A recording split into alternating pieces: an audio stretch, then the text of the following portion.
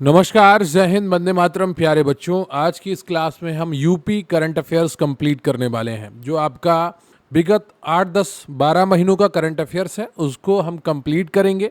तो वीडियो को लाइक कर लीजिएगा, चैनल पर नया है चैनल को सब्सक्राइब कर लीजिएगा, क्योंकि प्रश्न यहीं से आएगा। आप पढ़ते रहेंगे आप मेरे साथ तो आपको यकीन आएगा। रही बात आज के इस वीडियो की पीडीएफ की, तो लेखपाल वाले बैच में प्रोवाइड करवा दी जाएगी और यूपी लोअर पीसीएस वाले बैच में भी हम प्रोवाइड करवाएंगे यूपी करंट अफेयर्स की ये पीडीएफ। अगर आप हमारे साथ जुड़ना चाहते हैं तो स्क्रीन पर आपको व्हाट्सएप नंबर दिख रहा होगा, वहां पर मैसेज करके आप हमारे साथ जुड़ सकते हैं और बहुत ही अच्छा सुव्यवस्थित कंटेंट आपको हम प्रोवाइड करवा रहे हैं और आप सभी को निरंतर पसंद भी आ रहा है। आप मैसेज करके कमेंट करके हमें बता रहे हैं। तो चलिए शुरू करते हैं आज का ये बेहतरीन सेशन। क्लास में अंत तक बने रहिएगा। तो यूपी करंट अफेयर्स अभी हम करने वाले हैं और पहला प्रश्न है आपका कि उत्तर प्रदेश में किस गांव में 32 स्वतंत्रता सेनानियों भगत सिंह, राजगुरु, सुभाष चंद्र बोस आदि की विरासत को संरक्षित करने के लिए एक विशेष पार्क स्थापित किया जा रहा है? तो सही उत्तर है आपका सी ऑप्शन, नलगढ़ गांव। यह park Noida, greater Noida expressway के समीप स्थित नलगढ़ गांव में स्थापित किया जा रहा है। यह गांव ऐतिहासिक दृष्टि से 32 स्वतंत्रता सेनानियों और आज़ाद हिंद फौज के करनैल सिंह की शरण स्थली रहा है। इस पार्क का निर्माण लगभग 22 एकड़ भूमि पर किया जाएगा, जिसकी अनुमानित लागत 42 करोड़ रुपए है। अगला प्रश्न है आपका कि 23 किलोमीटर लंबे और 13 स्टेशनों वाले नवनिर्मित मेरठ मेट्रो कॉरिडोर का मार्ग क्या है? तो सही उत्तर है आपका ऑप्शन बी, दिल्ली के सराय काले खां से मेरठ के मोदीपुरम तक। फरवरी 2026 में इस 23 किलोमीटर लंबे मेरठ मेट्रो कॉरिडोर का उद्घाटन किया गया, जिसमें कुल 13 स्टेशन है। यह रैपिड रेल नेटवर्क एनसीआरटीसी के क्षेत्रीय पारगमन प्रणाली का एक महत्वपूर्ण हिस्सा है। इससे राष्ट्रीय राजधानी क्षेत्र एनसीआर में आर्थिक गतिविधियों और शहरी परिवहन को भारी बढ़ावा मिलेगा। अगला प्रश्न है आपका कि मनोज कुमार सिंह का कार्यकाल समाप्त होने के पश्चात उत्तर प्रदेश का नया मुख्य सचिव किसे नियुक्त किया गया है? तो सही उत्तर है आपका ऑप्शन बी, शशि प्रकाश गोयल को। वरिष्ठ आईएएस अधिकारी शशि प्रकाश गोयल को उत्तर प्रदेश का नया मुख्य सचिव नियुक्त किया गया है। इनका कार्यकाल जनवरी 2027 में इनकी सेवानिवृत्ति तक रहेगा, या हो सकता है तब इनका कार्यकाल को थोड़ा बढ़ा दिया जाए, क्योंकि उसके बाद आपके चुनाव भी यूपी के देखने को मिलेंगे। मुख्य सचिव राज्य प्रशासन का सर्वोच्च रैंक वाला अधिकारी होता है, जो मुख्यमंत्री को नीतिगत मामलों में सलाह देता है। अगला प्रश्न है आपका कि उत्तर प्रदेश सरकार ने स्थानीय सामुदायिक भागीदारी से राज्य की कितनी विलुप्तप्राय नदियों, कुल 3363 किलोमीटर को सफलतापूर्वक पुनर्जीवित किया है? तो सही उत्तर है आपका 50 नदियां। पर्यावरण और जल संरक्षण की दिशा में उत्तर प्रदेश सरकार ने 50 छोटी और विलुप्तप्राय नदियों को पुनर्जीवित किया है। इन नदियों की कुल लंबाई 3363 किलोमीटर है। इस परियोजना की सफलता राज्य स्तरीय पहलों और स्थानीय समुदायों के सक्रिय योगदान का परिणाम है।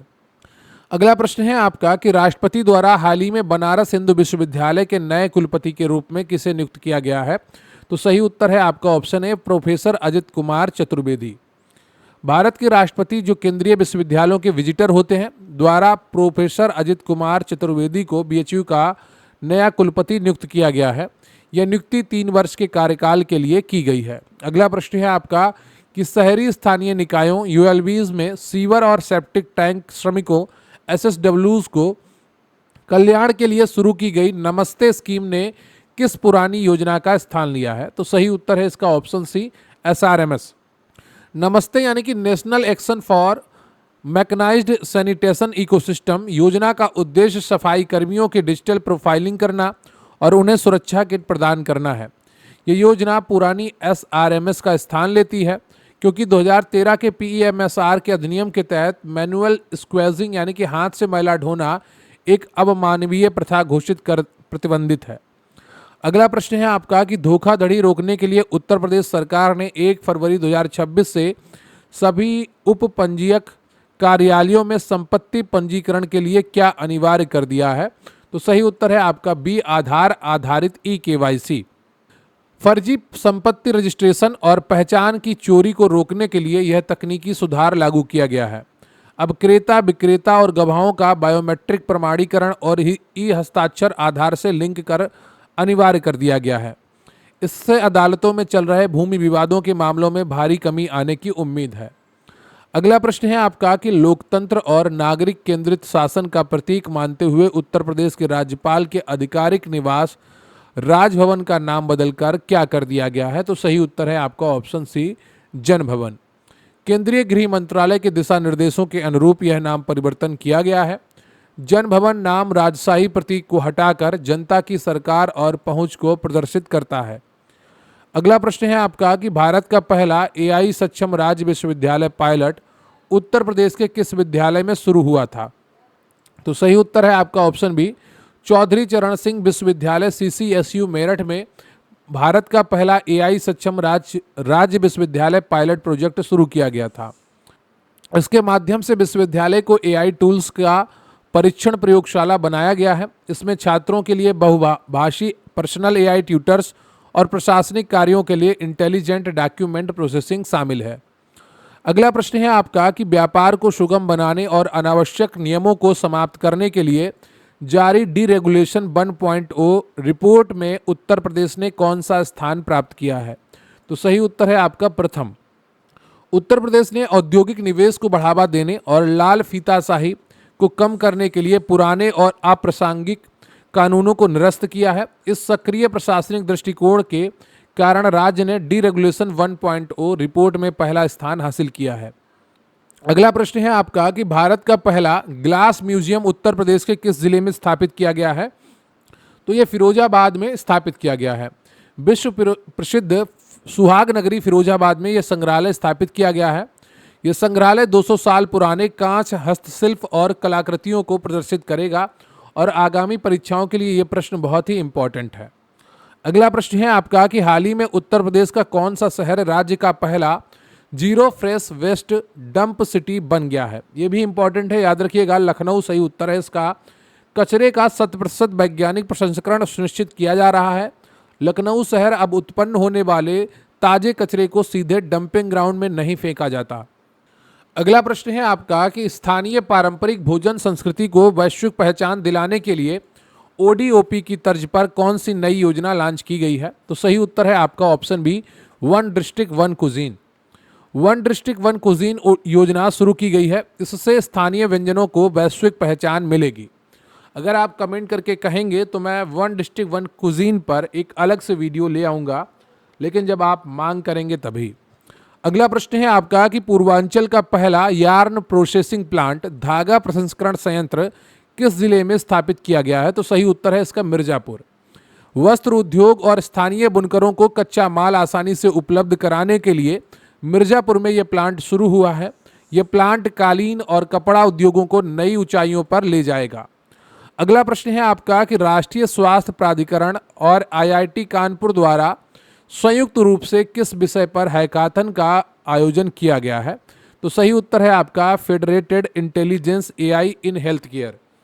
देखिए ये काम क्या कर रहा है, ये दोनों मिलकर एक ऐसा AI मॉडल बनाना चाह रहे हैं जिसमें जो पर्सनल डेटा होता है मरीजों का वो भी ना खुले बाहर आए और AI मॉडल भी बहुत अच्छे तरीके से प्रशिक्षित हो जाए। इसे फेडरेटेड इंटेलिजेंस हैकाथन नाम दिया गया था।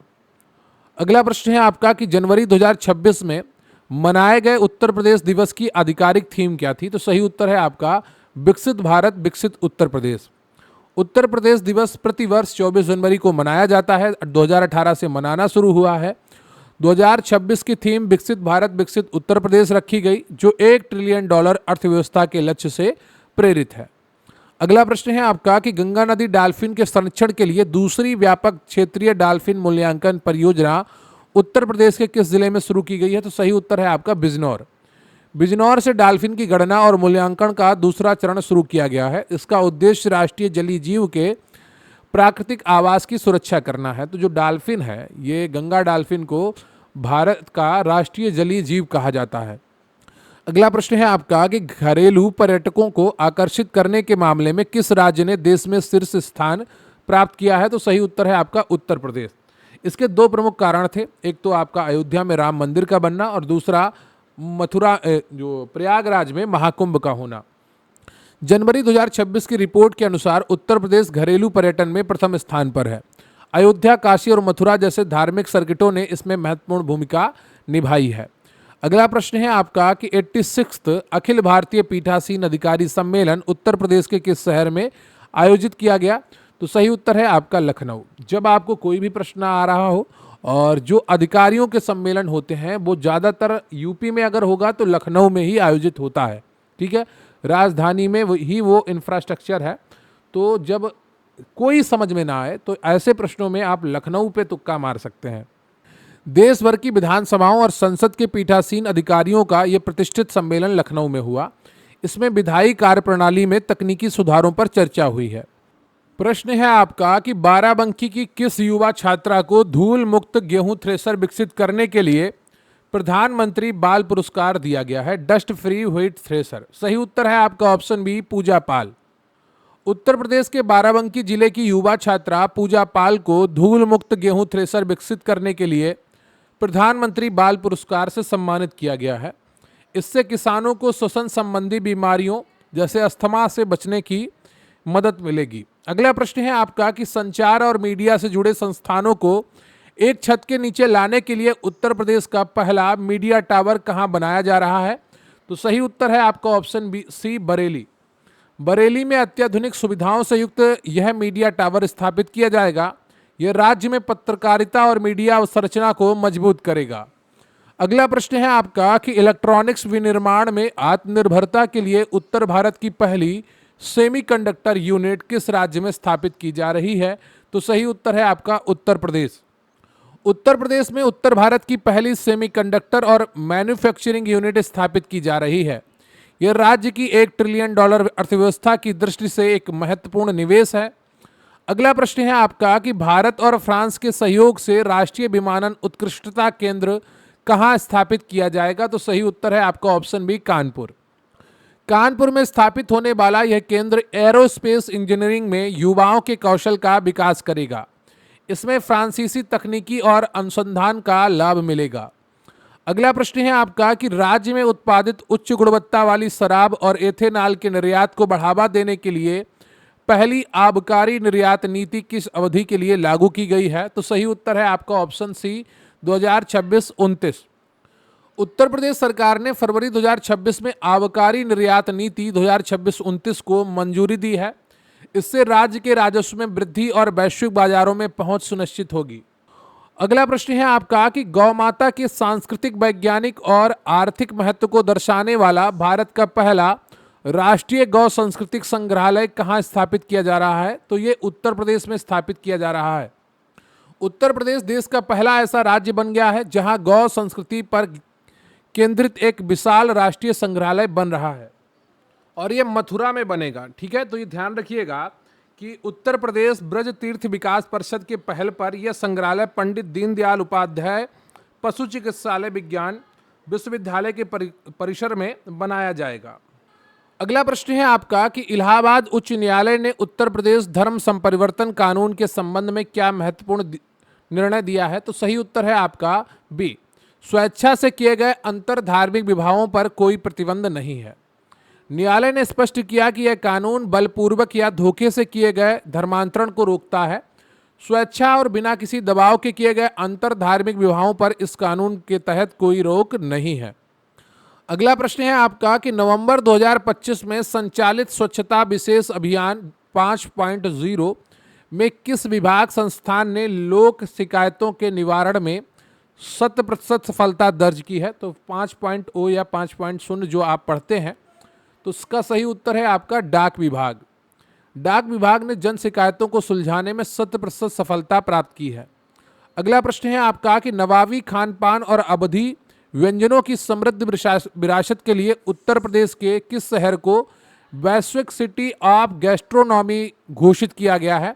तो सही उत्तर है आपका Lucknow. Most important current affairs है, इसको याद रखिएगा, परीक्षा में आपको कई बार देखने को मिलेगा। सिटी ऑफ गैस्ट्रोनॉमी घोषित किया गया है लखनऊ को। अगला प्रश्न है आपका कि दुधवा नेशनल पार्क में इको टूरिज्म को बढ़ावा देने और वन्य जीवों को अधिक स्पष्टता से देखने के लिए कौन सी नई सफारी शुरू की गई है? तो सही उत्तर है आपका ऑप्शन सी, विस्टोडोम जंगल सफारी। नवंबर 2025 में पारदर्शी छत और बड़ी कांच की खिड़कियों वाली विस्टोडोम जंगल सफारी वाहनों की शुरुआत की गई है। अगला प्रश्न है आपका कि पर्यटन और आतिथ्य क्षेत्र में रोजगार बढ़ाने के लिए उत्तर प्रदेश का पहला राज्य होटल प्रबंधन संस्थान कहाँ स्थापित किया गया है? तो सही उत्तर है आपका लखनऊ राजधानी क्षेत्र में। अगला प्रश्न है आपका कि उत्तर प्रदेश पुलिस के मिशन शक्ति 4.0 के अंतर्गत बाल श्रम और तस्करी से 2857 बच्चों को मुक्त कराने के लिए कौन सा अभियान चलाया गया? तो सही उत्तर है आपका ऑपरेशन बचपन। बच्चों के अधिकारों की रक्षा और उनके रेस्क्यू के लिए विशेष रूप से ऑपरेशन बचपन चलाया गया है यूपी पुलिस के द्वारा। अगला प्रश्न है आपका कि सार्वजनिक स्थानों पर महिलाओं की सुरक्षा के लिए ऑपरेशन मजलू चलाया गया, इसमें लगभग कितने सामाजिक युवाओं पर कार्रवाई की गई? तो सही उत्तर है आपका 74,000। पुलिस रिकॉर्ड के अनुसार ऑपरेशन मजनू के तहत 74,000 से अधिक मंचलों पर विधिक और चेतावनीपूर्ण कार्रवाई की गई है। ऑपरेशन मजनू के नाम से समय समय पर यूपी पुलिस कई बार ये ऑपरेशन चला चुकी है। अगला प्रश्न है आपका कि साइबर अपराधियों को ट्रैक करने और उन पर नकेल कसने के लिए यूपी पुलिस ने मिशन शक्ति के तहत कौन सा ऑपरेशन चलाया? तो सही उत्तर है ऑपरेशन गरुड़। ऑपरेशन गरुड़ विशेष रूप से साइबर ठगी और ऑनलाइन अपराधों को रोकने के लिए संचालित किया गया। अगला प्रश्न है आपका कि मई 2026 में लखनऊ ने फ्रूट होराइजन 2026 की मेजबानी की। इसमें फल निर्यात को बढ़ावा देने के लिए किस नीति पर जोर दिया गया? तो सही उत्तर है आपका जीरो रिजेक्शन नीति।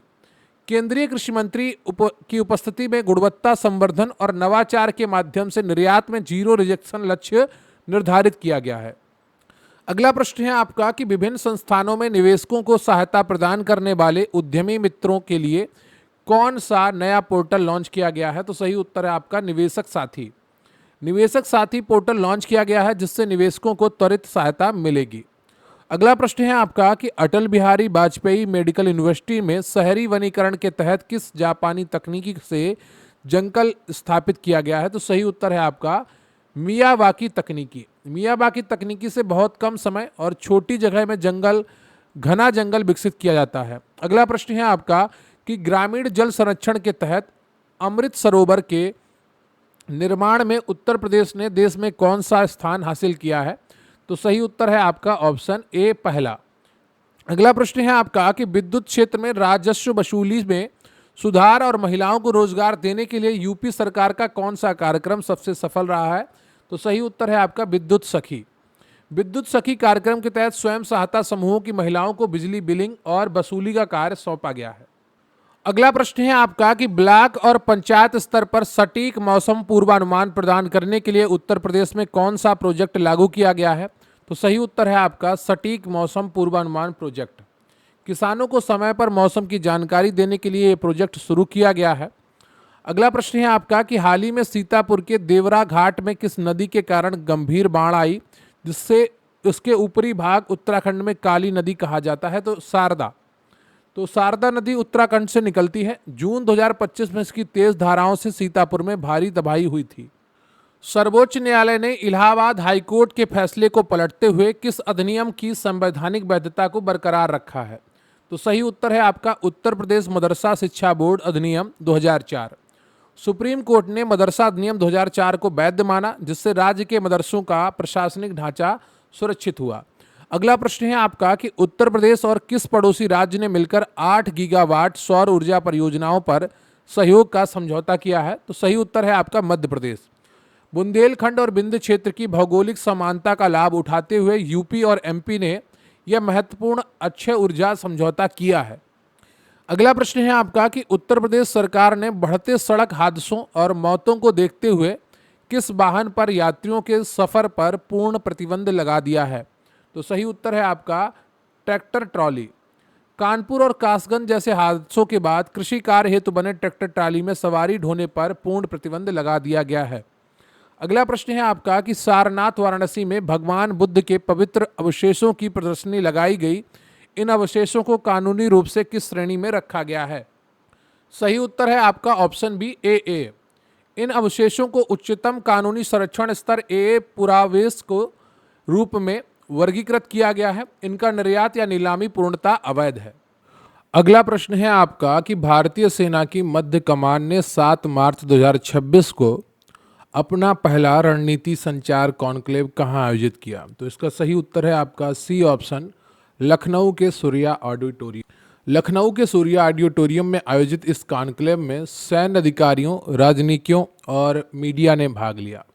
अगला प्रश्न है आपका कि एनसीआर क्षेत्र में परिवहन को हरित बनाने के लिए एनसीआरटीसी ने भारत का पहला सोलर ऑन ट्रैक सिस्टम कहाँ स्थापित किया है? तो सही उत्तर है आपका नमो भारत रैपिड एक्स पर।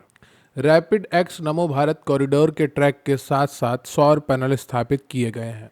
अगला प्रश्न है आपका कि वित्तीय वर्ष 2025-26 की रिपोर्ट के अनुसार उत्तर प्रदेश में मनरेगा में महिलाओं की भागीदारी का प्रतिशत कितना पहुंच गया है? तो सही उत्तर है आपका ऑप्शन सी 42.31%।